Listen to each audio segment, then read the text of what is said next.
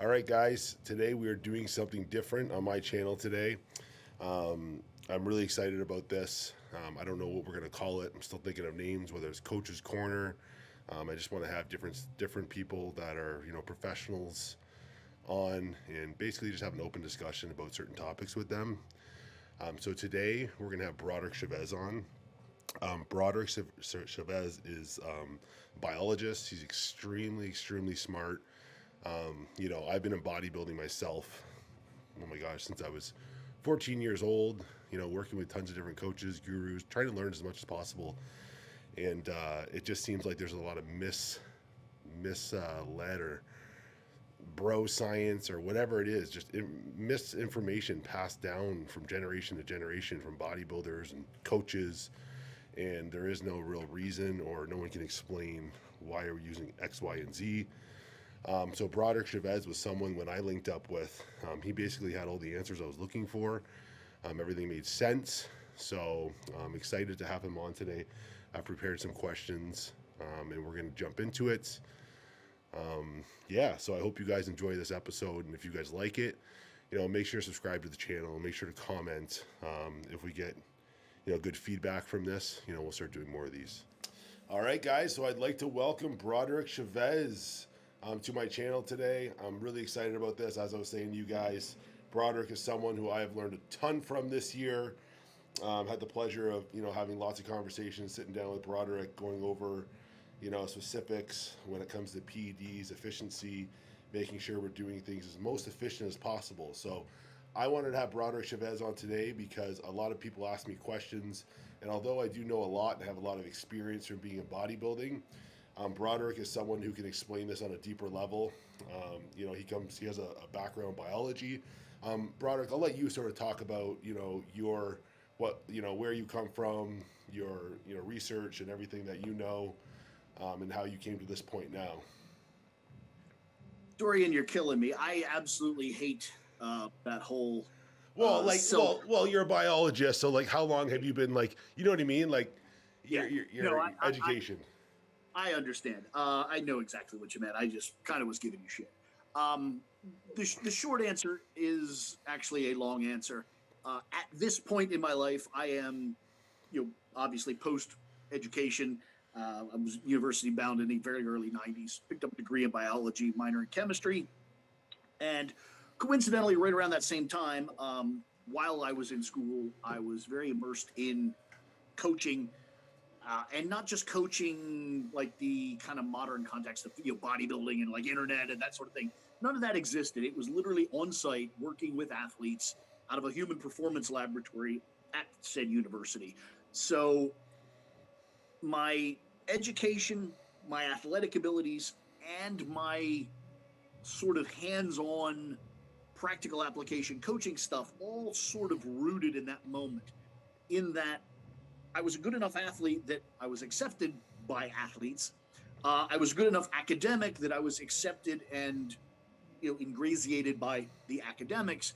And then I had this position, this physical location of the Human Performance Laboratory, where I had this sort of, up till that point, unknown ability to be a conduit, in that I could speak to athletes and communicate with them, understand their concerns, their thoughts, their ideas, their deficiencies, etc.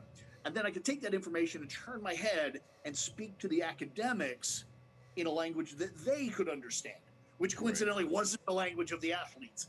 So I kind of wound up being this sort of Rosetta Stone in this position where I could talk and communicate with athletes, I could talk and communicate with academics, and transmit the information fairly smoothly. Yeah. And of course, being the person in the middle of that, I absorbed it. So I left university probably, with a valuable education, but the real value that I left with was that ability to communicate to both sides of the spectrum. And I've worked very hard to maintain that ability and even refine that ability, so that I've never been, at least in my belief, wildly behind the research, but in the same breath, I've never been wildly behind the actual what's going on in sports right now. What are people doing and why? Right. And I've used that as my basic coaching method or modality. And by the way, I say coaching it's kind of a lie. I don't really think of myself so much as a coach as kind of the relationship you and I have. I would by no means say I'm your coach, because I'm not. But what I would say is, if I were pressed on it, I would say, well, I'm a consultant. He comes to me with very specific problems, and then I try to address them to the best of my abilities. Yeah. So rather than think of me as a coach, I think of me as more of a consultant / problem solver in the world of sports. Yeah. And then to finish that off, really what I do now for income is said consulting and problem solving. And then I also run a members website where I have kind of nested the majority of that information and knowledge that people can then mine through it, for their own benefits. That's awesome. No, that's great. I thought it was really interesting as soon as we linked up, because, I've been in bodybuilding for so long, and I've worked with countless coaches and gurus and people, and it's always one of those things where I found coming up, I always like to get direct answers, or why are we using X, Y, and Z? And not only why are we using X, Y, and Z, but what happens when you mix X with Z and the synergies created within. So, I always like everything I do, I'm always looking for the most efficient way, the best way. And it seemed like there was this gap with, whoever I was working with, they never had the answers. It was just oh no, just do this. If it came to PEDs and it was an off-season cycle, it was test DECA EQ and D-ball. It was just that was the common thing where everyone was hey, I guess they've used this with clients in the past, and there was no reasoning behind it other than, oh, we've used it with other people and it's worked. Where I always viewed it hey, is there a more efficient way? We understand what maybe testosterone does on its own and what maybe DECA does on its own, but what happens when we add these drugs together and they create synergies within? So something I wanted to talk about that you and I had a lot of discussions about was just how to set up the most efficient, PED cycle for someone who is maybe in bodybuilding and trying to build, we could start with I guess we could just take an off-season cycle for someone that's trying to add lean muscle mass and keeping, body fat levels in check. Because I know there's different classes of drugs like you and I spoke about, right? You like to break it up, and I'll let you sort of explain that, because I think that's so interesting, and I think there's so many people that just don't understand that, and I think you bring a lot of clarity to it, and it makes a lot of sense, creating those synergies. So I just wanted to touch upon that, as I feel like it's a lot of value to people. Okay, we can easily start there. Something that I do is I love to collect little quotes and aphorisms. And children, enough.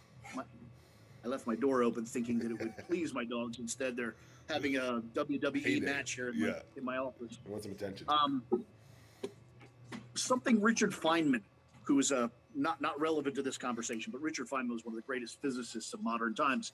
And he very famously would say, I'm completely comfortable with questions that can't be answered, but I'm completely uncomfortable with answers that can't be questioned. And that is exactly what you were talking about there with the gurus. It's one thing to have an answer, but it's another thing to be able to explain and illustrate why that is the answer. And I think that's where things fall apart a little bit in the world of sports. So that silly little story over, talking about how to create the idealized, by the way, I never used the word optimized. I hate that word. I think that's a silly marketing term that really has no meaning. I really do. But a way to create a coherent or sensible pharmacological plan at any point really comes down to understanding the question. I think you'll find in all of this, it always comes down to understanding the question. It never fails, and I'm well aware that I'm a bit of a dick when it comes to language. I'm very specific about my language. But the reason I'm specific about my language is because that can then make you specific in terms of your answer. Yeah. If you ask me a general question, you'll get a very general answer, and the more specific or the precise the question, the more precise the answer I can give you. And that should apply to everyone all the time. Yeah. So at the end of it, to create an ideal anything, you need to really understand what it is you're trying to do. People will throw out really generic things like, I want more mass or more size or more this or that. Those aren't even legitimate measurable things. Like you want more size, put on a fucking snowsuit, okay? That's gonna give you size. Give me something relevant. So at some point, I will push the athlete. What does that mean? What does that mean? What does that mean? Until we get to an actual thing that can be delivered to biological science. Like, for instance, as you said, increase lean mass while minimally increasing fat mass. Now, that's a thing we can do. We have tools for that. So now we have a goal. Then we start to apply some basic biological rules and pharmacological rules, and we select the things that will do that most coherently. So the first part of determining an idealized course, and I'll come back to why I used that language, is really understanding the goal. And the goal ultimately comes down to, and I joke regularly, anybody who's seen any of my podcasts, I'll sarcastically stop and turn and speak in my best, which is not very good, Bill Shatner voice, and say something to the effect of, periodization will set you free. And that's the truth. Once you understand the periodization, then you can start to match the drugs to it. So what is the goal of this time frame, this period? Is it gaining the maximal amount of body weight? Is it gaining a maximal amount of strength? Is it a hybrid of the two? Is it losing body fat? Is it recovering from injuries? Define what you're trying to do in total. Then we can start dividing that down into more specific things. And this is one of the reasons why some people find my answers very disappointing is they say, well, what's a good all-season stack? And I just rattle off, like you said, test and D-ball, Deccan, Anadrol, whatever.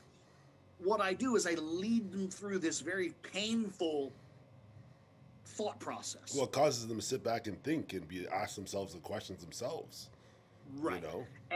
And then to make that even worse, the reality is the quality of these questions is wholly contingent on your honesty. Well, it's not very comfortable to say out loud what you suck at. What's wrong with me? What do I need to fix? Oh, fuck. Well, that's painful. So it's not the most friendly, touchy-feely process, but you outline this concept of this is what I want to accomplish, and you put that on the top line of the paper. And then maybe you put maybe a second and third, maybe I'd like to do these things, but this is my first goal, this is lesser and less. You put those in a priority, exactly. Then you have to look at some bigger, grander biological things. Like, for instance, how long does it take to do that at minimum?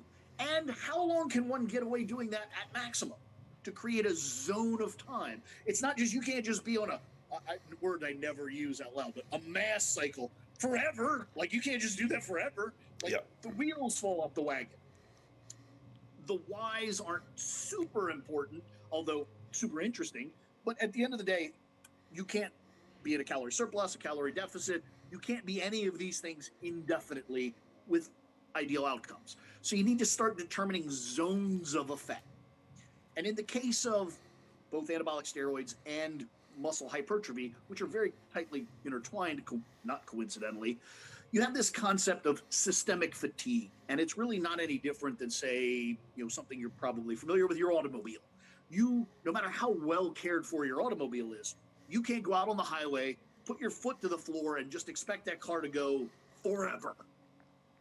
Something is going to break down. Yeah, it needs maintenance. Yeah.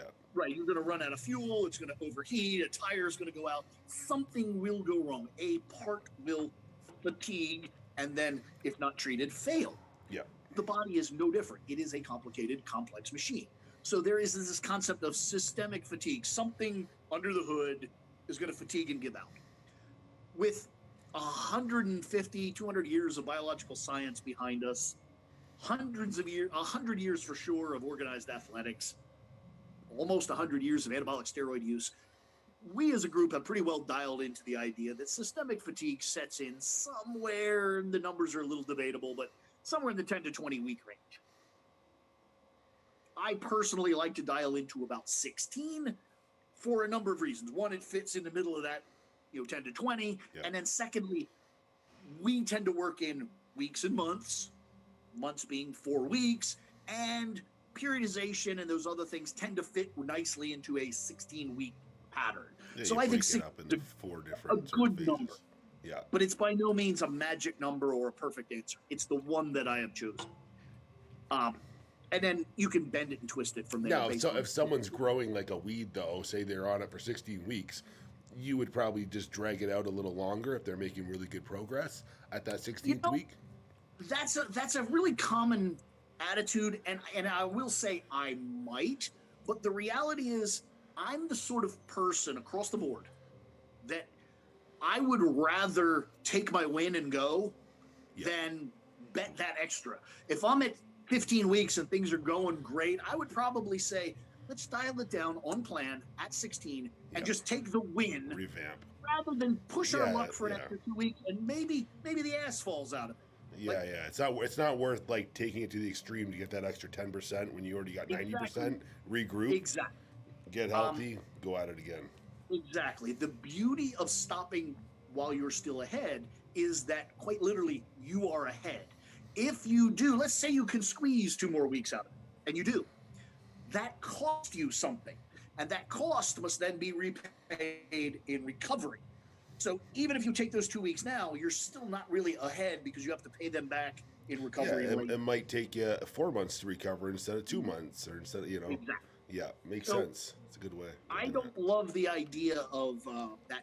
There's this very big attitude with like individual workouts with auto regulation. I'll adjust on the fly. I don't like that across the board for a number of reasons. One, why go to the trouble of making all these complicated plans if you're just content to just fucking change the plan whenever you fucking feel like it? That bothers me. And then secondly, that also allows for emotions to make decisions and not science. And I like that even less. So in a general sense, I would dial into about 16 weeks, and I would probably commit to sticking to the plan, and whether the plan is good or bad. And by the way, I would even keep that. I don't like to auto-regulate, even when things aren't going that well. I like to stick to the plan and kind of find out, well, all right, how wrong was I? And then use that information to correct myself later. But a little off point. So that's my general attitude is identify your goal, identify your time frame. And by the way, the time frame for everything is not the same. The tenor of this conversation will almost certainly be, with you and HD nutrition and et cetera. We're probably talking bodybuilding, but just know that there's weightlifting, and drug use in probably every sport on earth. So we could be having a conversation about powerlifting or Olympic lifting or CrossFit or speed skating. And each one of those things will have different training characteristics. And because of that, different time frames. The amount of time it takes to, say, bring yourself to a neurological perfection is not the same amount of time that it would take to bring yourself to, say, a physique perfection. Right. So just know that these numbers are very kind of generalized and, if anything, leaning toward bodybuilding answers. They're not universal answers by any stretch. And how much do you think it like, if someone's like doing a bodybuilding, focused cycle off season, how important, or do you think it matters if their strength is increasing? Is that a good gauge, a measure of muscle mass? If their strength isn't increasing, is that a good gauge to be like, oh, they're not gaining muscle mass? People love to, and I blame, actually some of my intellectual heroes were the original Nautilus guys. By the way, I said original. I'm not talking about Dorian Yates or Mike fucking Menser. Yeah, 70s. Dorian Yates was a good dude and a good bodybuilder. But Mike Menser was just a fucking nut job. So pretty much everything he said just put on a back burner somewhere. The original people being Arthur Jones, Gary Jones, Casey Viator. I have some of their original equipment here in the gym. Right. It's amazing. They very much dialed into mechanical progress in terms of weight on the bar, reps performed, very statistically based analytical progress. And that is a very good way to train if you are training in a very one-dimensional way. If the only tools at your disposal are load and reps, then yes, those are obviously the things you're going to do. If you're only doing one set and you only have 2 variables, the weight on the stack and the number of reps you perform, yes, those are obviously going to be the 2 things you measure very pedantically. In the real world, there's a lot of other factors. For instance, the organization of exercises. For instance, if I give you a workout where you squat leg extension and leg curl. There's a leg press, leg curl and leg extension, or some there. And over the course of 16 weeks, I slowly migrated to the other version, where you leg curl, leg extension, and then leg press. You might actually physically be using less weight at the end of the workout cycle than you did at the beginning, but you're actually working much harder because you're considerably more fatigued. Yeah, the arrangement of the selection is different. Yeah, exactly. Yeah. So in a real world application, I don't think on a moment to moment basis, linear progress of load is that relevant. What I do think is relevant is, in a general sense, you should be stronger this year than you were last year. You should be stronger than the year before, and so on. I think that's a sensible proxy. So, yes, there's a correlation between size and strength, but that really breaks down. For instance, use powerlifting as an example. Powerlifting, there's this concept of a peak, and you do your off-season work in the maybe 6 to 8 rep range, and then you very systematically raise the weight on the bar and lower the number of reps performed to this peak where you can perform a maximum single. Yeah. The reality is you don't really get stronger during that period. What you do is get better at demonstrating the strength you have already developed. So once again, that starts to illustrate the fallacy of just measuring load on the bar, because it's largely a skill. Yeah, it's technique, skill, repetition, doing it over and over and getting very good at that particular movement. Exactly. Yeah. So I don't overvalue, in the same breath, I don't completely undervalue, but I don't overvalue that concept of linear progress. Yeah. Things that I would put more value on would be things like what you actually compete at. Like, how do you look? What's the circumference of your body parts? What is your body weight versus fat mass? Maybe do calipers, and we determine that, on a 9-site caliper, you have 60 caliper measurements of fat and a body weight of 100 kilos. Then 3-4 weeks later, you have 60 millimeters of fat and you have 101 kilos. I'm going to assume that 1 kilo is new and not fat. Yeah. Progress. Yeah. Makes sense. And even then, and even particularly in my world, and I'm going to be very specific, my world is exclusively drug-using athletes. The sheer implementation or removal of a pharmaceutical compound can wildly change things like body weight, water retention, even your momentary ability to lift a load. If you're gassed up on, it's big swollen tick on Anadrol, and then you stop using Anadrol, you don't necessarily lose muscle, but you'll certainly lose roundness, fullness, bigness, and coincidentally, you might lose some performance on a given exercise. Yeah. That really mean you're smaller? No, it means that maybe that previous size wasn't all muscle. So you got to be very careful with the language of how you kind of define things. Now, I don't want to make it sound like it's just all avant-garde, finger painting, like, oh, just train and it'll all be all right. That's not exactly what I mean. But I don't think this rigid checkbook, one rep, is the mathematical solution, because I think that ultimately always fails. Yeah. Yeah, no, that makes a lot of sense. Yeah, that's interesting. So if we had to make the most efficient cycle for 16 weeks, okay, what would this selection look like? Okay. Again, my answer is going to be surprisingly specific, and then in the same breath, surprisingly general. And if you want to ask me questions, we can say it's for me. You can ask me questions like, what's your goal, or you know what I mean? Right, and that would be the inspecific part. The specific part is, because we understand definitions and the basic behaviors of fundamental concepts, and I say we being me, maybe the person listening to this maybe doesn't, but trust me, this is information that exists in the world. We can look at, say, a natural athlete. The androgen in play is testosterone. It is the one that your body normally and natively makes. So we can look at that and go, okay, what does that do? Okay, we can look up definitions. We can do all sorts of things. We can define that testosterone's major role is not really building muscle. It is something that it does that very well, but it does a lot of other things very well also, like androgenic behaviors. It creates masculinity. It affects sex drive, mood, cognition. It is the substrate which your body then manufactures estrogen. Big circle around that. We'll come back to that. And it is the substrate that your body uses to manufacture DHT. It's potentially relevant in the manufacture of and the maintenance of progesterone, prolactin, a bunch of other subhormones.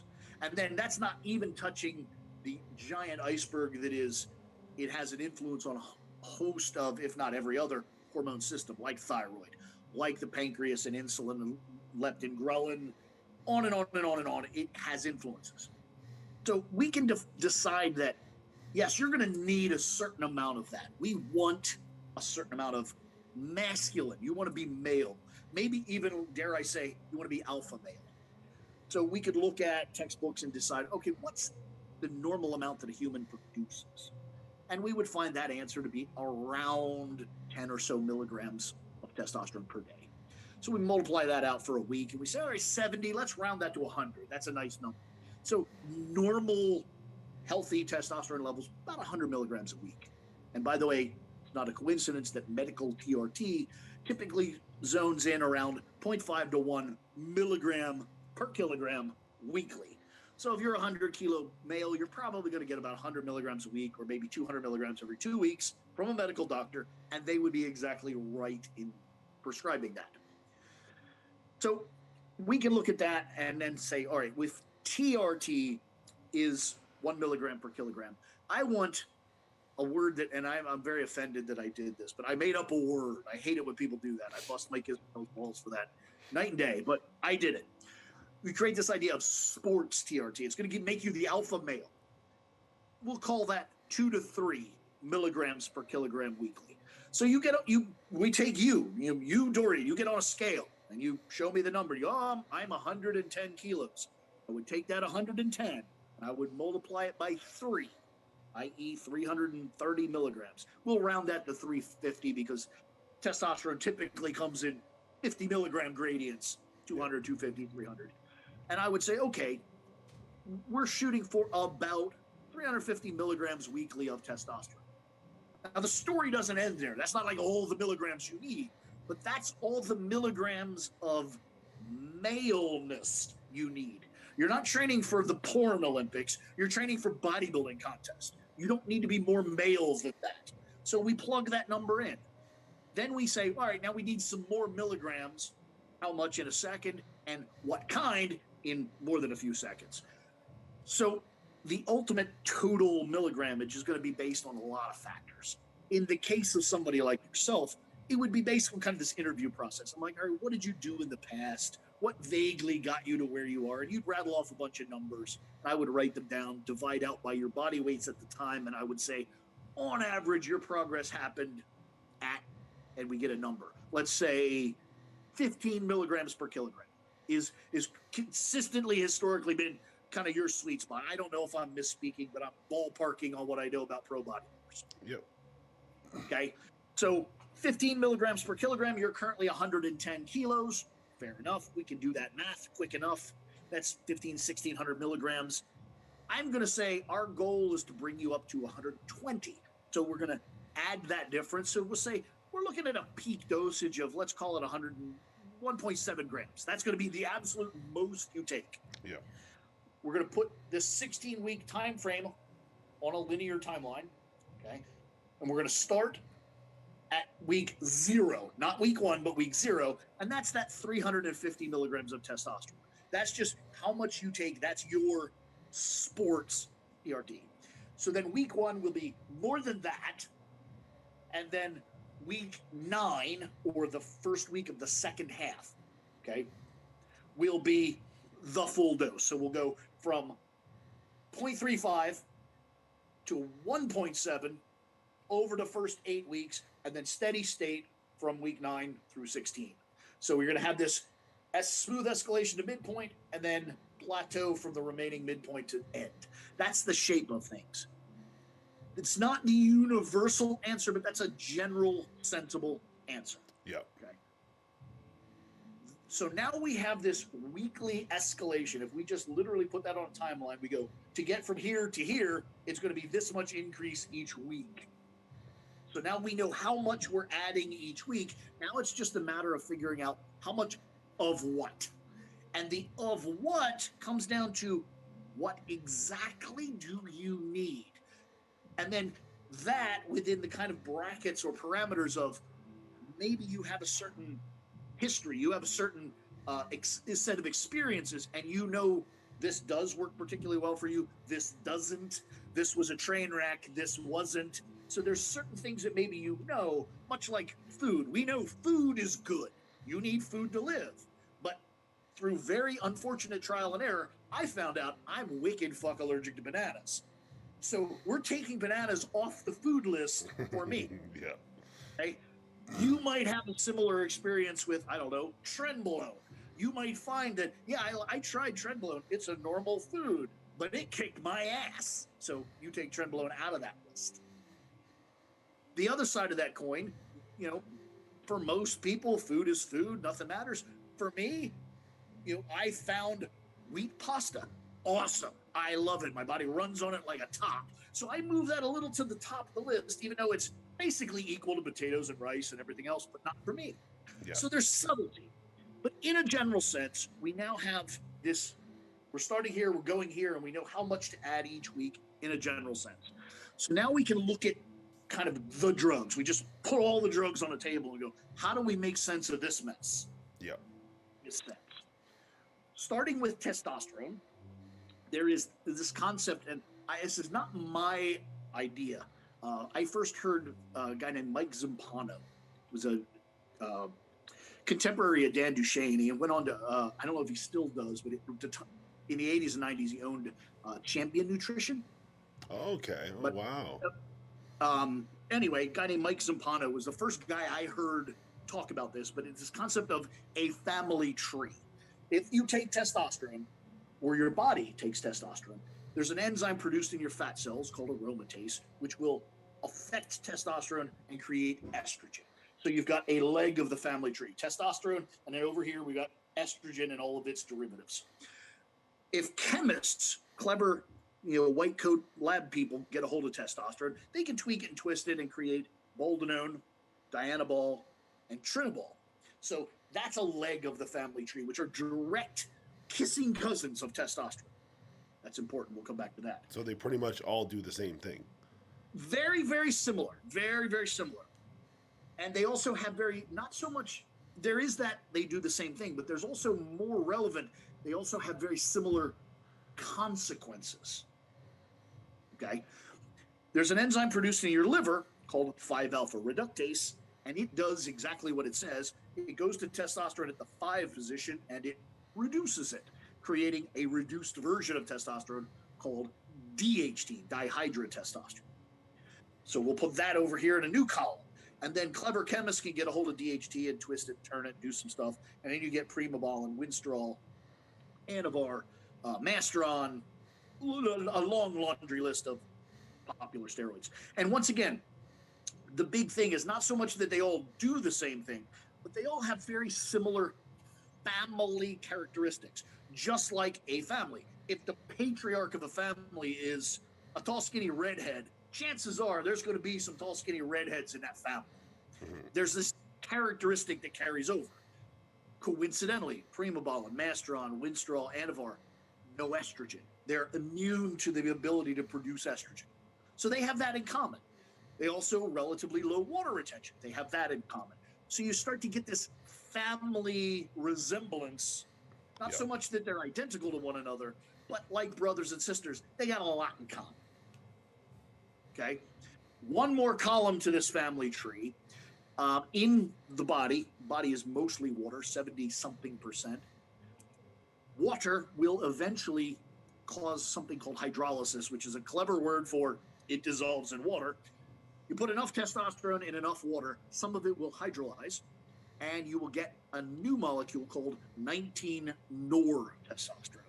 19 is that position if you count around the molecule. And nor is literally Latin for without.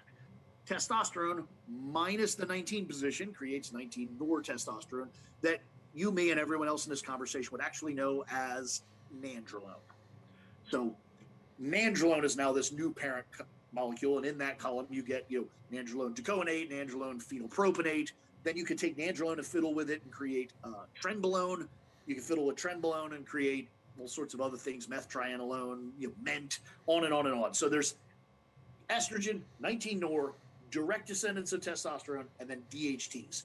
And each of these columns has similar characteristics. Then one more cute little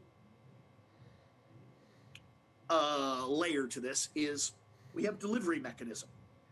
Almost every steroid you can think of comes in an injectable version. That's pretty straightforward. You're injecting it directly into the body, and it has usually some manner of time release associated with it. Many of these, well, actually all of these can, but not all of them do, come in an oral format. The oral format is altered in such a way that it's able to survive human digestion and make its way into circulation via an oral route. That then gives you a little bit of different control. When you can control the delivery, you usually control the speed of action. You take a pill, it gets into you very quickly, into your bloodstream. So now you have drugs, and then you also have sort of a faster acting and a slower acting version. And the story doesn't stop there. Because of whether it gets to the liver first or second, there is in effect a change. For instance, boldenone and dianabol are actually technically exactly the same drug. Literally the same exact, when you draw out the molecule, they're exactly the same. However, being altered to be orally active changes the behavior. Dianabol and boldenone don't really behave exactly the same. Similar, but not exactly the same. Boldenone tends to drive up red blood cell count. Dianabol doesn't. Dianabol tends to cause a significant amount of water retention. Boldenone doesn't. So even though they're the same, they're strangely different. Interesting. Okay. But with that columns of stuff, you can begin now, even without having deep scientific understanding, you can kind of look at these columns and you go, low water retention and anabolism, moderate water retention, anabolism, and red blood cell production. And we go over here and we get pretty much a lot of water retention, a lot of anabolism. And we can kind of already see there's low weight lean mass, there's moderate body weight lean mass, and then there's kind of high weight lean mass.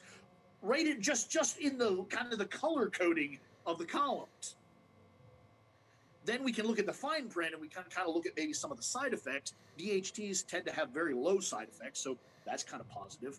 The middle column, some estrogen production and a buildup of red blood cells. That's something. Then we move over to the 19 nor, where we're going to get the most body weight, or size as people will refer to it. But we look at that and we got high water retention. All right, so we have maybe some blood pressure issues and just the cosmetic look of a large amount of water retention. We have some estrogen, and then we also have this layer of potentially progestin, prolactin issues. So now we have kind of what they bring, what they cost, and now we can just start to go down our list and go, well, I want one of these and two of those, and we can just kind of, like we're shopping at a buffet, we can now kind of pick and choose to get the outcome we want. And it's not this sort of thing where, and I'm about to tell a lie, and I'll go back and explain why it's a lie. It's not this sort of thing where we pick that once and then that's just the answer forever.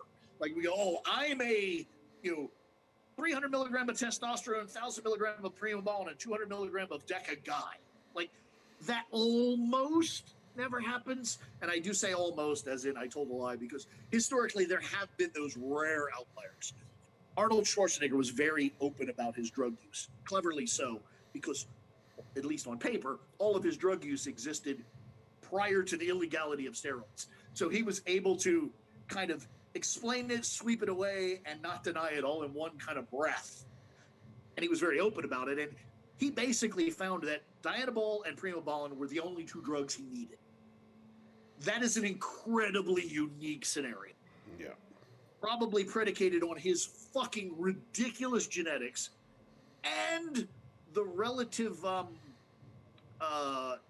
low sophistication of the sport at the time. Or even availability at that time, right? Like, I don't think they had access to probably everything, we have access to now, right?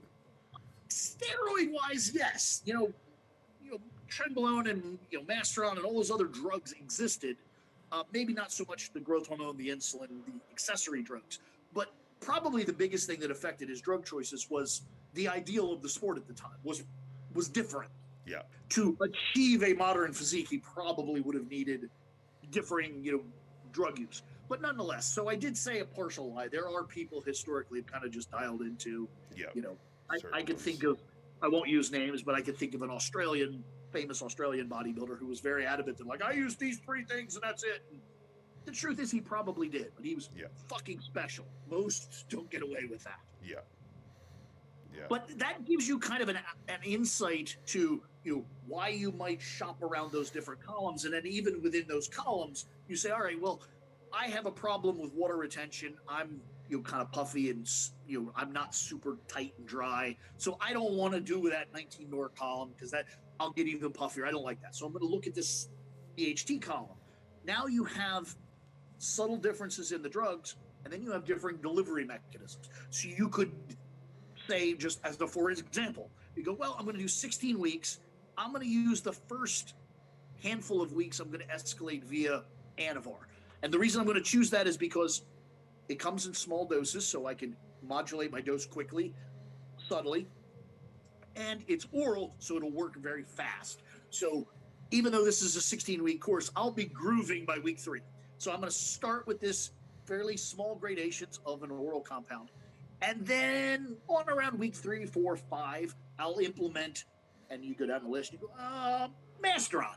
I'll put in Masteron. It's longer acting, and it has a mild amount of estrogen suppression. So just in case I'm getting a problem with the testosterone building up estrogen over time, I can start to suppress that while still getting my escalation toward peak.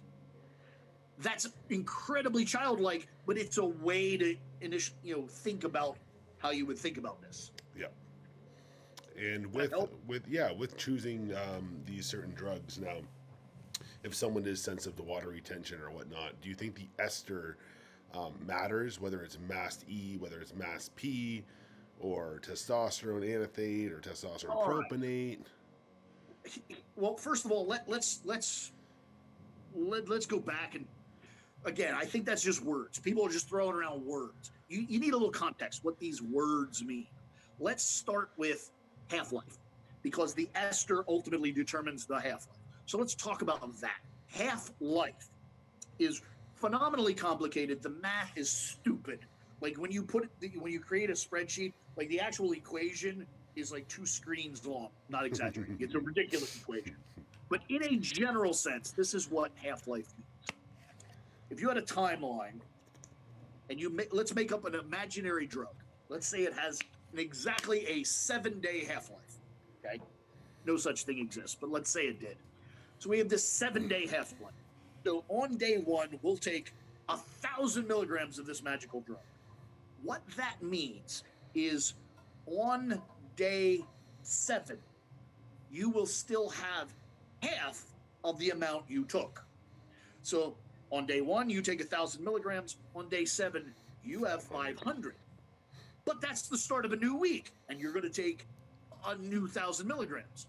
So even a child can do this math. 1,000 plus 500 is weirdly more than 1,000.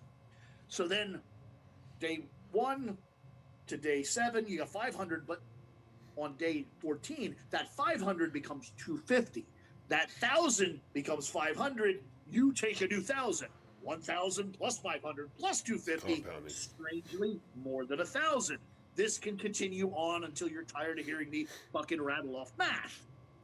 It doesn't go on forever. There's a concept called peak plasma concentration.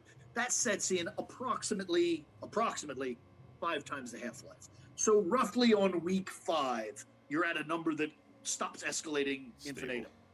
Okay. But that's what half-life means. It determines how rapidly the thing decays by half. Okay. So the difference between, say, testosterone propionate and testosterone enanthate is the half-life. The numbers vary, both depending on what expert you ask and probably the subtleties of the living creature taking it. Literally, you and I might take the same testosterone enanthate and you metabolize a little faster than me or vice versa. But in a general sense, you're talking about a propionate, which has a 3-ish day half-life, and an enanthate, which has about a 10-day-ish half-life. So the ester literally controls nothing more than how long the drug hangs around in your body. Now, does that have an effect on side effect?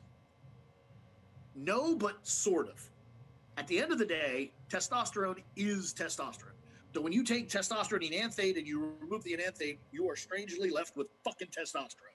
You take testosterone propionate, you remove the propionate, you are left with fucking testosterone. And you could slip and swatch them and you can't tell which one came from which. Testosterone is fucking testosterone. However, testosterone for a week is different than testosterone for 3 days. That also should be painfully obvious to everyone. So, if you did not organize your dosing pattern to your half-life, you could wind up with considerably more or considerably less of the thing that you're taking. And how much of it you have will definitely impact side effects like water retention or estrogen buildup. If you think you have 1,000 milligrams in your blood and you only have 500, no surprise that you will probably experience less side effects than you expected. If you expect to have 500 milligrams in your blood, but you have 1,000, you're likely going to get more side effects than you anticipated. Right. Make sense? Yeah, it makes a lot of sense. Another question I was listening to there was with the 19-hour based drugs. With Tren, is there just as much water retention on Trenbolone than there is on something like Nandrolone based like DECA or NPP? Because a lot of people use Tren pre-contest, right? So is it a drug where like, hey, 10 days out, 7 days out, you should be cutting it to reduce water retention? See, again, here's where people just use words very generically. Water retention. Define that. Literally, just walk up to any asshole in the gym and say, what's water retention? Yeah. They're like, well, when you have more water than you used to. Well, okay, what the fuck does that mean? You have to pee? Like, what the fuck is that exactly? Like, let's get a little more specific. Yeah. And here's where things get specific. Is water retention is simply a measurement of you now possess more water than you used to. The question is, where? Yeah, in the muscle, sub-Q. Exactly. If it's in the muscle and you look full and you're tight still, exactly. So it can be very individual. If the person's muscles are blown out and full. Nandrolone tends to be a bit less specific. You certainly retain water. Some of it's in the muscle, some of it's sub-Q, some of it's viscerally, some of it's even in your intestine. You retain water. Yeah. Which isn't necessarily a bad thing, but it is what it is, and it's going to look like what it is. Yeah. Trenbolone is a bit more specific in that it doesn't cause the same level of water retention, sub-Q, viscerally, etc. It probably causes the same or even more water retention. It just happens to be more intramuscular. Yeah. Gotcha. So it's pretty safe to say, like, if someone's trying to create the best synergy for an off-season cycle, to basically choose one of the drugs in each class that suits them best or they had the best experience with. Versus doing two. But not always. For instance, I'll give you a for instance, and I'll use me because I'm a good example. Yeah. I tend, on a genetic level, I come from a long line of people that are just short and fat. Like, if I did not train my ass off, if I did not take drugs, I would be short and fat instead of short and muscular. Yeah. I have not had much use in my life for 19-nor derivatives. I have fullness of fucking plenty. I don't need it from a bottle. Yeah. So I have personally rarely exploited 19-nors for my progress. The only real time I have is when I've been injured and I actually wanted that water retention to cushion me. Yeah. So it's not fair to say, yeah, just pick a good one from each column and you'll be okay. That's kind of a very generic approach that isn't terrible, but it doesn't always make the best answer. Yeah, that's So very, really it's very based on the individual. And then, we'll take another example, and I won't use a name, but I'll fucking give it away. There's a 1980s multi-Olympia winner. Skinny. He was skinny naturally. Who was skinny as a fucking stick. Looked like because he was a basketball player. Yeah. He had almost no use of DHT derivatives because all he needed was fullness and roundness and global size. So he was very much the nandrolone, trenbolone, anadrol kind of guy because without them, he'd just wither away to a stick. Yeah, makes sense. You got to play to your strengths and weaknesses. Exactly. What your body needs. Exactly. And funny you say that because that is universally how drugs work. It's what you need. For instance, the greatest drug in the history of humanity is penicillin. Penicillin changed the world and created the modern age. It is the greatest drug ever invented. Unless you're not sick. And then it's useless. Yeah. Same principle here. Yeah. The best steroid in the world is useless if it doesn't bring a characteristic or quality that's beneficial to you. Yeah, it makes sense. Yeah, another question I had for you, I was wondering myself, was, in bodybuilding, it seems like, when competitors get really close to a competition is when, like, the oral use starts, right? Whether it's Winstrol tabs, Halo, Proviron, Anavar. Something that I've noticed personally, it depends on the person, and I've noticed with myself is when I do start some of these drugs, is like my digestion. I have some distension in my stomach, some digestive distress. And is that like, something that people should be mindful with orals and like compounding different orals on top of each other, like taking WinTabs and Halo and Proviron? And, maybe more so, should they be looking at, hey, you know what, if you're going to use Halo, stick to injectable Winstrol and don't take Winstrol tablets and Halo tablets. Is a recipe for. Well, you've uncovered a really big rock, and there's a lot of shit crawling around on that. Let's start with kind of the global answer. Yeah. There is a very strong kind of thought process, which I have probably helped precipitate, is that orals do, as a rule, tend to reduce appetite. And they also are, as a rule, if you have an oral and an injectable version, the oral one tends to bring more fullness and roundness. So with those two concepts in mind, they're pretty useful pre-contest. No one has ever said, no, I don't need less appetite. I'm completely comfortable being this hungry. Yeah. So lowering your appetite, very positive. Yeah, benefit. Bringing up fullness when you're depleted, overtrained, tired, etc. Again, pretty good. So orals definitely, on paper, fit the bill of being pretty useful pre-contest. Secondarily, orals are a bit more to a lot more, depending on the oral and the duration, egregious to the liver and the metabolism at large. So you've got this kind of concept where they're good for reducing hunger and developing fullness, but they might be bad for your actual health. And when you're tired, overtrained, and depleted, your health is more tenuous than it is other times. So you get the sort of things you've mentioned. And by the way, people love to talk about digestion, this, and most of the time what they're actually identifying there is actually pancreatic stresses.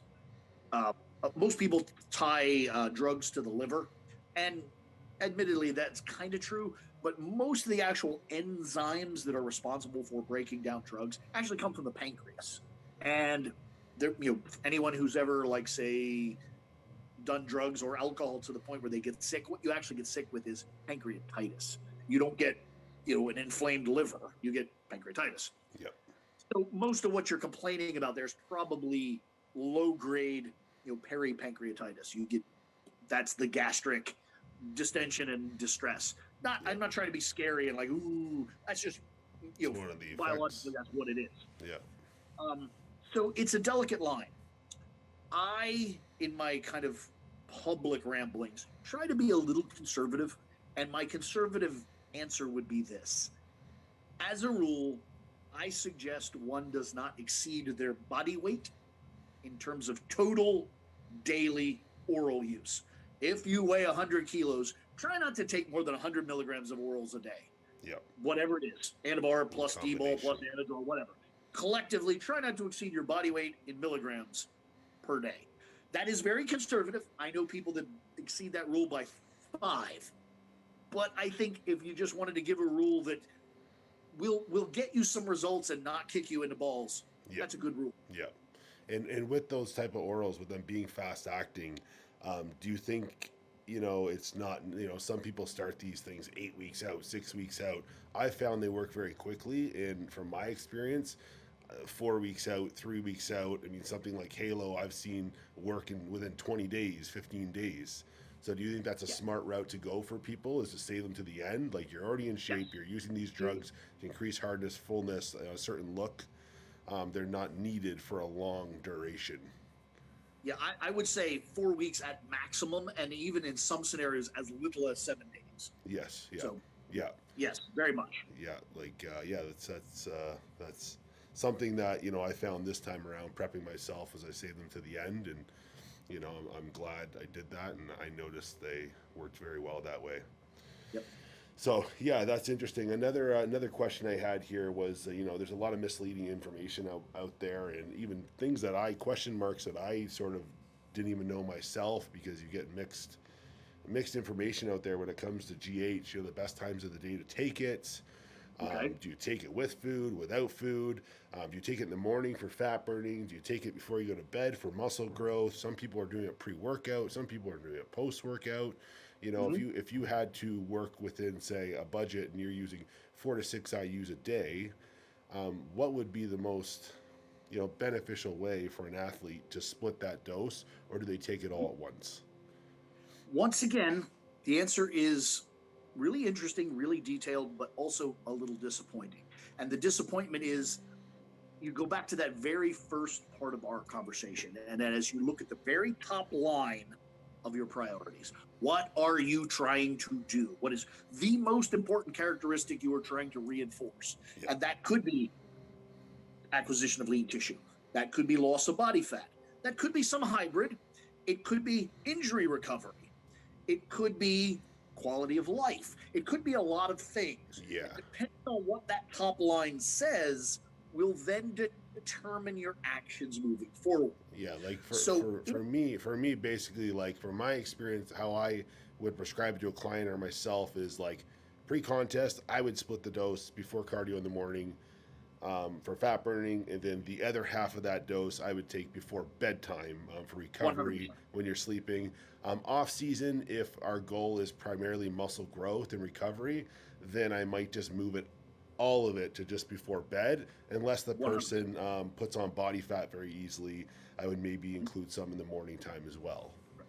Right, and I absolutely agree with that. And then I would even say within that, it could be more subtle than, like, let's say we're prepping for a contest we'll get you 16 weeks.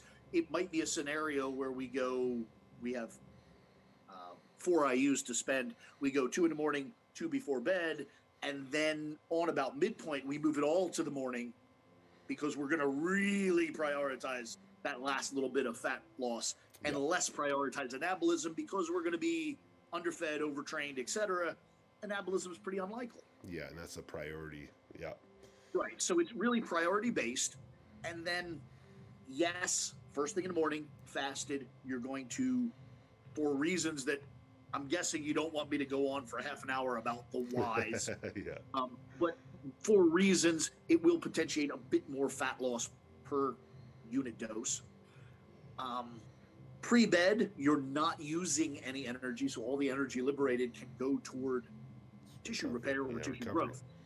Yeah. So it's a bit more efficient. That's the difference in the fat loss to fat burning, is really just the efficiency side of it. The around workout stuff, it does have validity.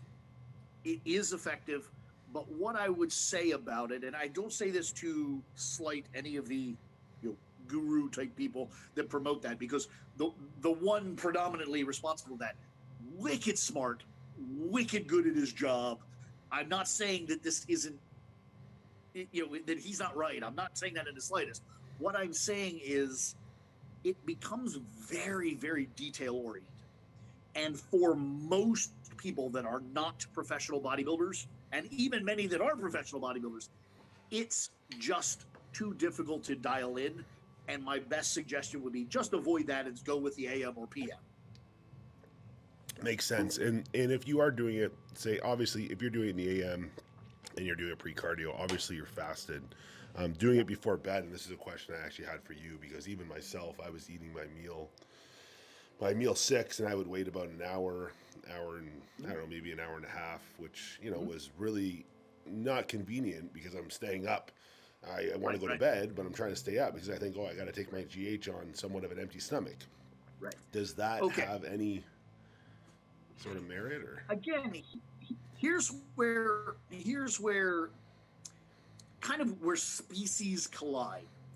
There is really literally a difference between natural and enhanced athletes that is equivalent to a difference in species. If you are not pharmacologically enhanced and you are relying on your body to make growth hormone, then the state of your blood sugar matters, in that insulin and growth hormone are largely antagonistic. If your insulin is high, your growth hormone will be low. If your insulin is low, your growth hormone can be high. So the best way to get a growth hormone response is not to have high blood sugar. The best way to not have high blood sugar is not to eat. So there is definitely a legitimate argument there. However, if you're going to take growth hormone exogenously, you're buying Pfizer growth hormone and you're injecting it into your body, it's there when you fucking want it. So this idea of waiting for some secret environment, that's gone.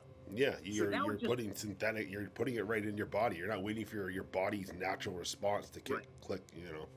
So now the question becomes a bit more interesting. Does having or not having available energy and or insulin plus or minus the effects of growth hormone? And it turns out that having both calories and insulin available makes the growth hormone environment even more effective. So even though in nature they don't exist simultaneously, the forcing of them to exist simultaneously is actually doubly beneficial. Wow. So the reality is you want elevated blood sugar while in the presence of growth hormone, which changes the game entirely. Yep. It also, by the way, changes that incessant yammering about people. Oh, I woke up and my fasting glucose was 105. What will I do? I don't know. Grow like a weed, you dumb fuck. Oh my gosh, that's funny. Well, yeah, I mean, this can kind of carry over to another question I had actually with, dealing with blood glucose, insulin sensitivity. And one thing I've sort of started doing this year was monitoring my blood glucose just for efficiency purposes and just making sure I used it as a tool to find, how many carbs can I eat meal to meal. And if I were to test my blood sugar, 2 hours after my meal and it was still elevated, I kind of took that as, I'm maybe eating too many carbs. Maybe I need a little more time between meals. I try to avoid compounding meal to meal. So by meal 5 or 6, it's super elevated. And I've done a great job at that. And I've been able to add a lot of calories, even with clients, reverse dieting them from a competition diet, gauging the blood glucose. I've found it's a good tool to be able to figure out how their body is processing the food and the carbohydrates and how much food we can add. And you and I have had this conversation before about like genetic freaks of the world, the Ronnie Colemans, and it seems like maybe these guys have very, very good insulin sensitivity and their ability to, process carbs and turn it over as energy.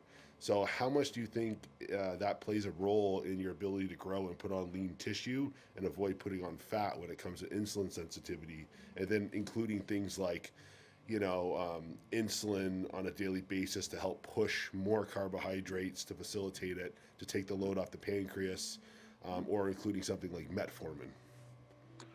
Well, boy, again, loaded question. You tipped up that big flat rock with a million things crawling under it. Again, somebody whose name doesn't come up nearly enough in this kind of conversation is Dan Duchaine postulated this in 1982, maybe, Right. literally that far back. You know, Wow. he was saying even then that insulin sensitivity, not androgen sensitivity, is probably the mover between the winners and losers. It's the king. Even before, you know, it was well understood that we had drugs that could influence that. He was saying that that's probably the difference. How many carbs a person can eat and not get fat probably is the mover on how big they're fucking going to get. Yeah. And he was almost certainly right. So it's not a new idea.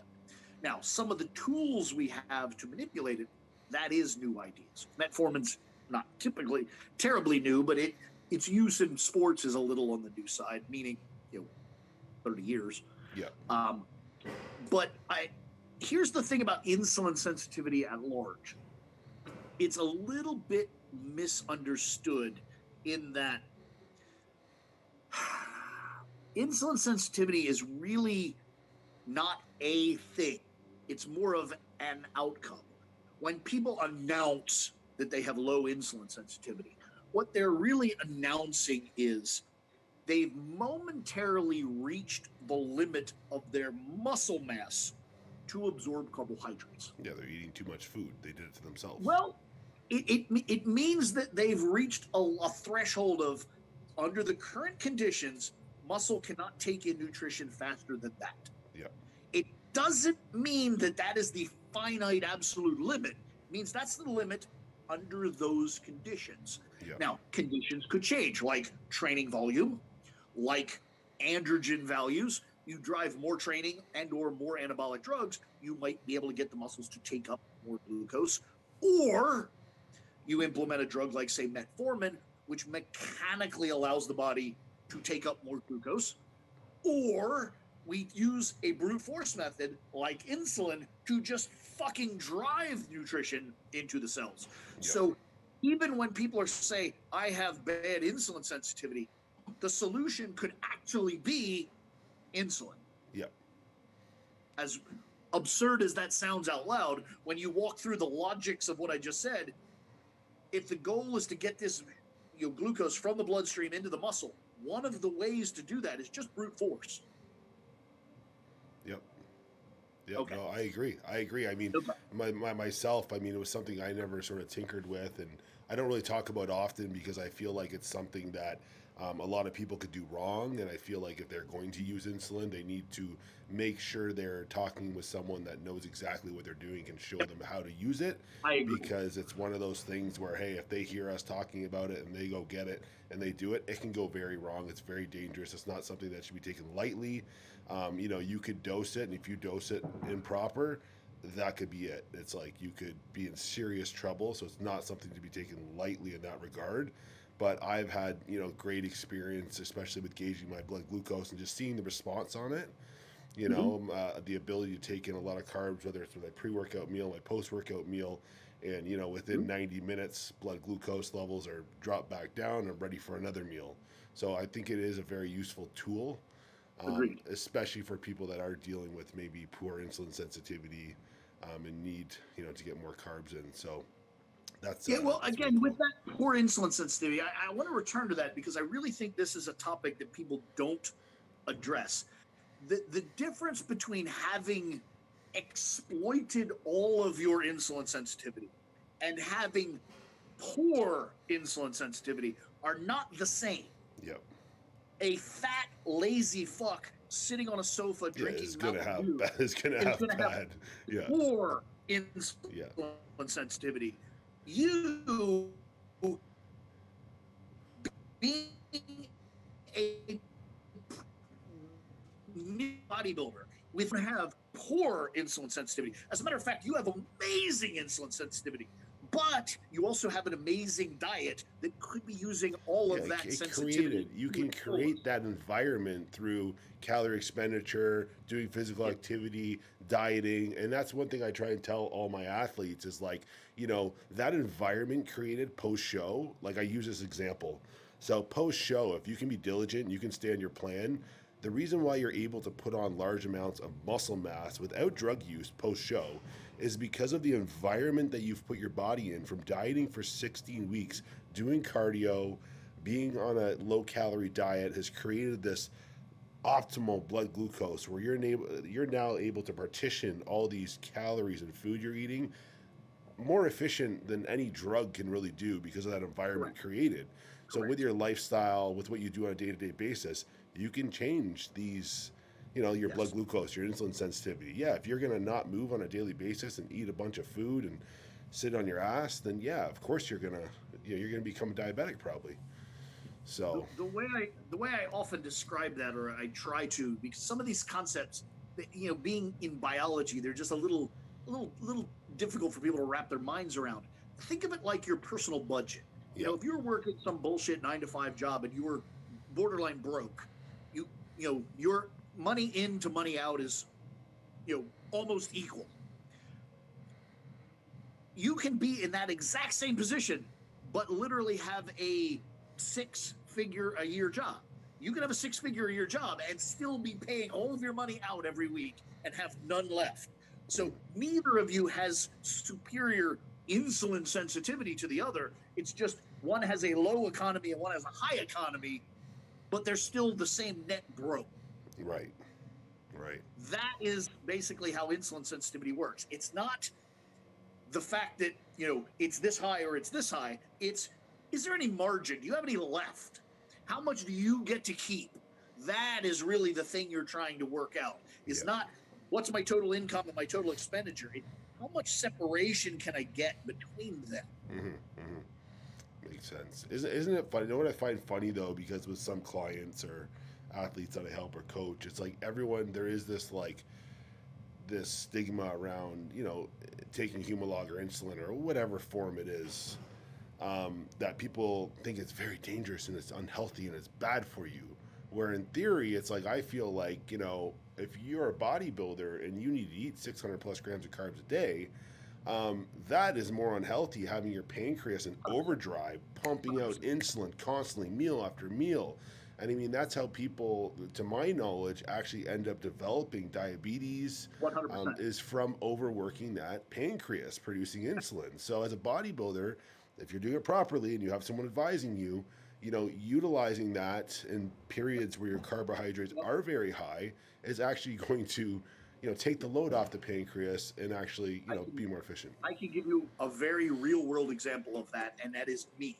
I'm not diabetic. I have a very robust blood sugar metabolism, but because of my knowledge, rabbit ears knowledge, and my general desire to minimize drug use, I made an egregious error in that I avoided using thyroid hormones. And I realize I'm opening Pandora's box of every knucklehead out there raising their hand to ask a question, but bear with me.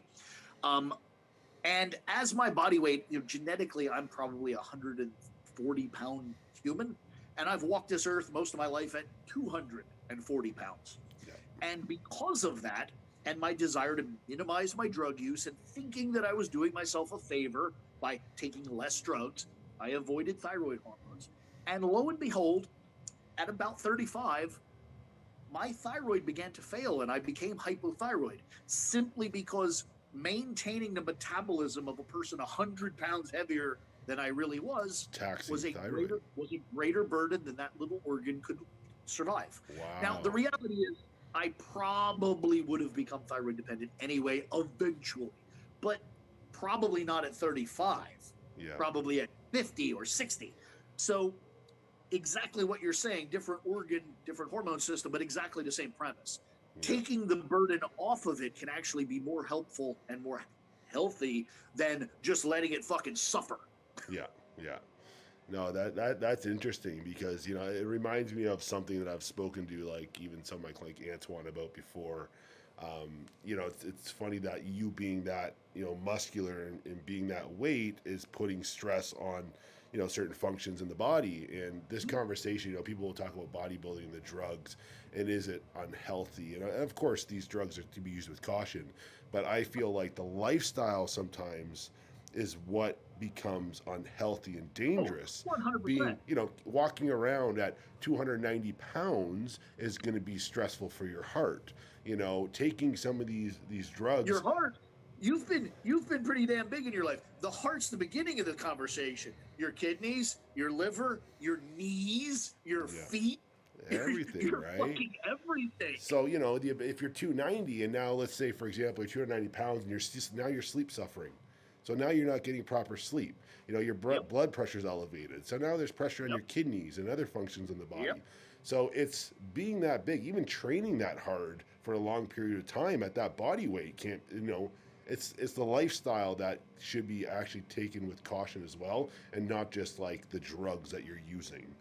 100%. Yeah. The drugs precipitate the lifestyle, not the other way around. Yes, yes. Very few people just go, you know what, I'm going to take a bunch of anabolic steroids for goofs. No, usually not. Yeah. One thing I wanted to end with, because I've come across a lot of them, and I wanted to know your opinion on like myths. Like bodybuilding contests and myths, things that people just think are like, oh, I can't do this because it does that. And one thing I came across recently was like, and I always question this myself too, and I tried researching it because I've torn tendons in my life. I actually just tore my other tricep tendon trying to keep up with Martin at the Olympia. He's a 24-year-old bodybuilder. He's super strong. And it's a small tear, but it's there. And I tore my other tricep tendon before. Obviously being a pre-contest, 5 weeks out, Winstrol. And, there's always that thing in the back of your head where they're like, oh, Winstrol's bad for the tendons and the joints. And then I tried looking further into it, and I'm coming across information that actually says it can actually help speed up the recuperation with the joints and tendons. And this, whether it's true or not, I'm not sure. That's why I'm asking you. But this has been like just passed down for the last 30 years. Like, oh, Winstrol's bad for your joints, your tendons. Well, that's a really interesting thing, and I actually have some very direct information on it. But before I even get into that, I'll say this. One of the things that I was coached by very intelligent intellectuals, guys like Fred Hatfield. And one of the things I do, this isn't that notebook, but I have a million of these literally I have a million of these little notebooks. When I say a million, I'm not fucking joking. I have a million. And each one's dedicated to a different topic. And somewhere in that pile is a notebook related to injuries. And every time I find somebody that gets an injury that will tell me, I write down what the injury was and what drugs they were taking. And I have universally found that the lion's share of muscle tears correlate with Anadrol use. I don't have an explanation for that, but I can tell you that statistically, Anadrol and muscle tears are best friends.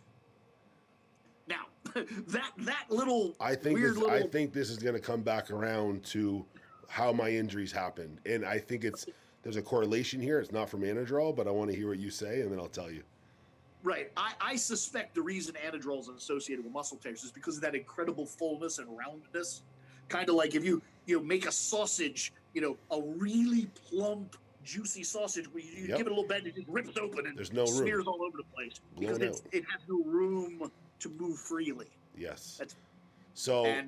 It's funny you say that, because when I tore my right tricep tendon, it was post-show, eating like an asshole, put on 25 pounds, full as a house, ready to pop, doing heavy bench presses, and it popped. This time here in Orlando, I stayed on my diet the entire time, right? Because I competed 3 weeks before Orlando, then I knew I had to go to Olympia. So I was like, you know what? When I get to the Mr. Olympia, I'm going to allow myself some freedom, some cheat meals. Went to Shake Shack. Shake Shack. I was fuller, blown out. Went and did chest. Boom. Happened again. Yep. So similar effect that, you're explaining with the Anadrol. All right. I actually have a client at the top of the hour. So no problem. I have maybe 15, 20 minutes, but I'll give you the Winstrol thing. If you know where to look, and it is hard to find real data on steroids, but there are some studies from the 1970s that show that if you look at connective tissue, the colloid, which is specifically tendinal tissue, and you look at it under a microscope, you'll see that it's a weave. It's a mesh, very much like cloth or cord. And the weave is a certain architecture, okay? And everyone's a little different, but in general, everyone's also contiguous and the same. Under the influence of stenosolol, that architecture actually changes slightly. The quirk is, if you know, and by all means, please understand, I do not know, but if you know a lot about material sciences and tensile strength, the architecture of the weave determines the characteristics.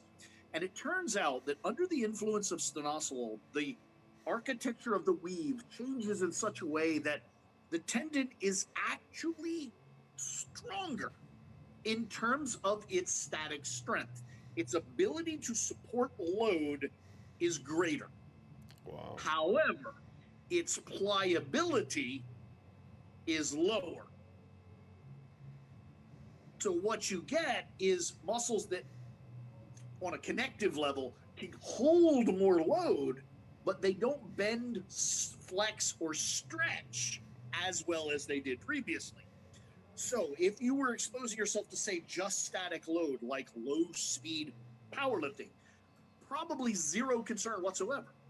But if you were in a very dynamic sport, like, say, I don't know, sprinting or triple jumping, that sudden rapid impact could very likely result in a shearing of said tendon. So it's a situation where, again, that periodization, right tool for the right job. Right. If you're not doing something egregious, it could be very beneficial, but you use it poorly, it could be very, very bad. So that's the connective tissue side of it. Now, secondly, there's another factor there that I think is more,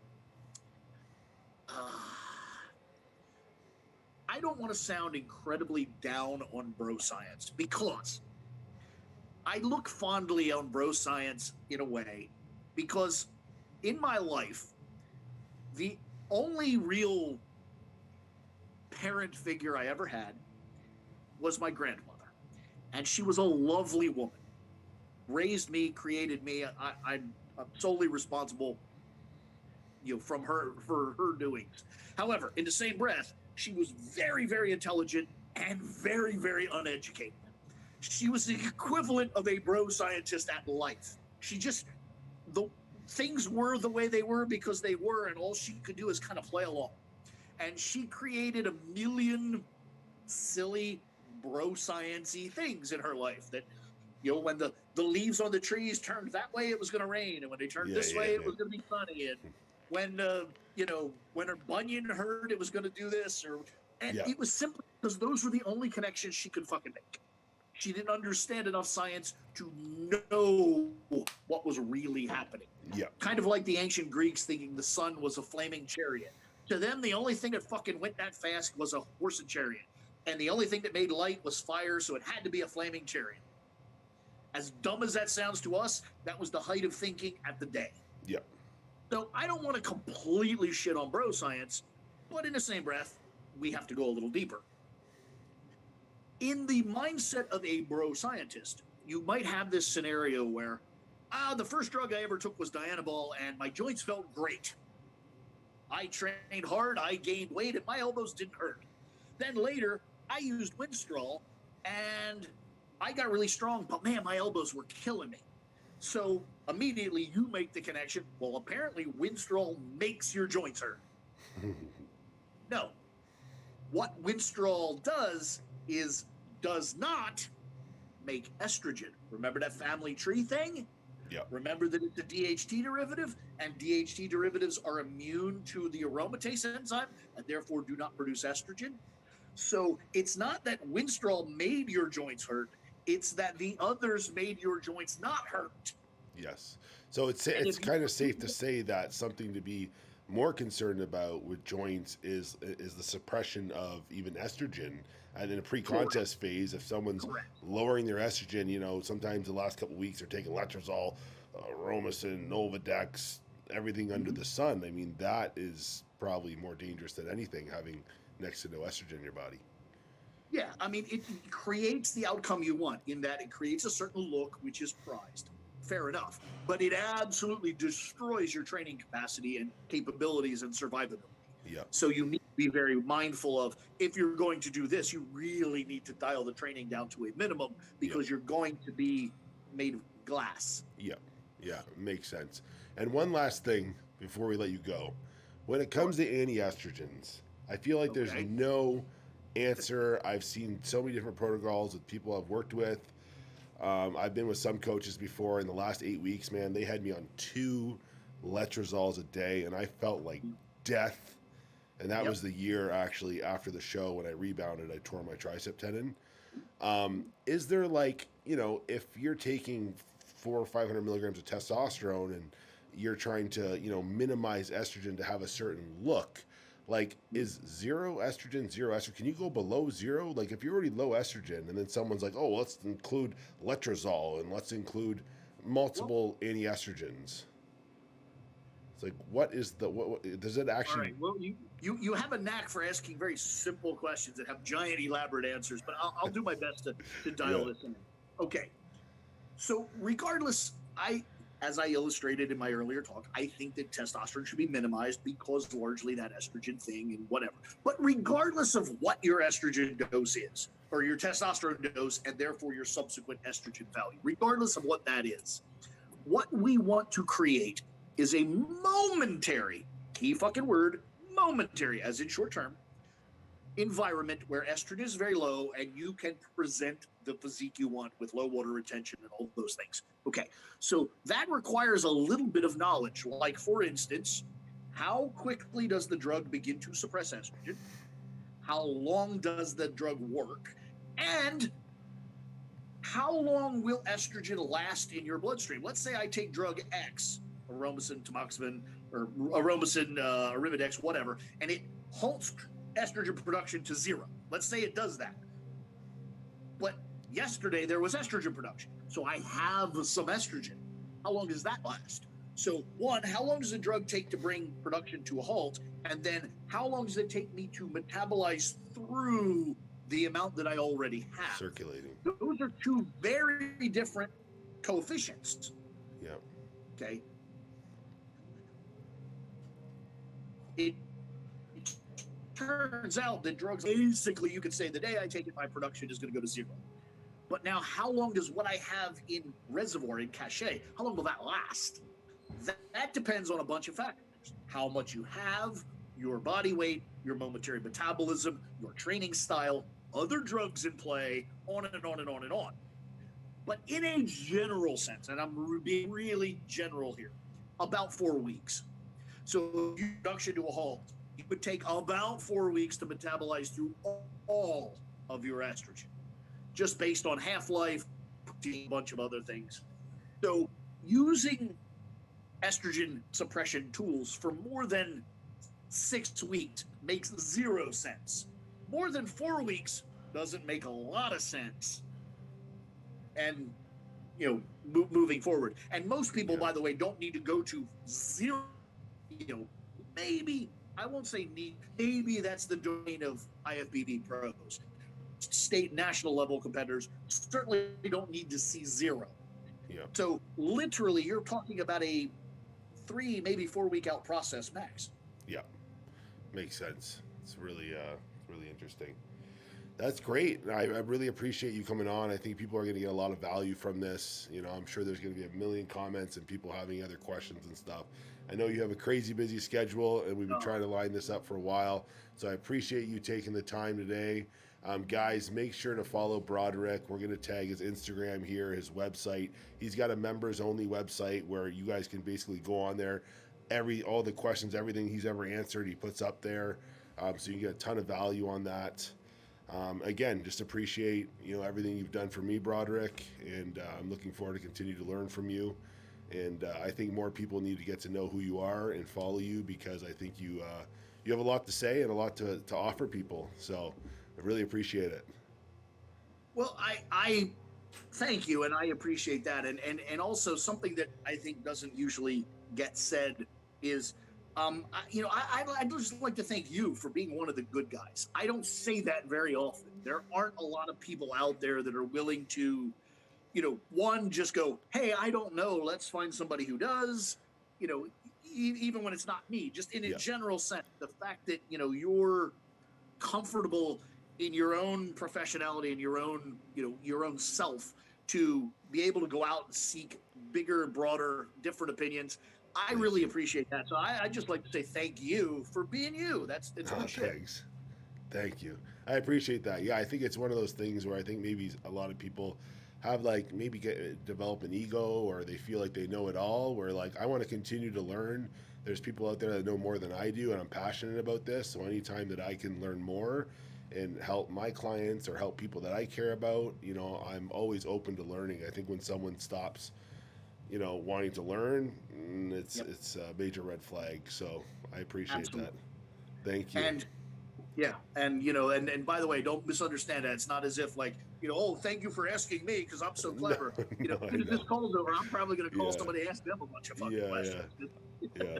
I got a couple little questions for you that I'll shoot you, and hopefully when you get time later on, you can answer, and we'll go from 100%. there. Thank you. 100%. Thanks, Broderick. Absolutely. All right. Thank you. Take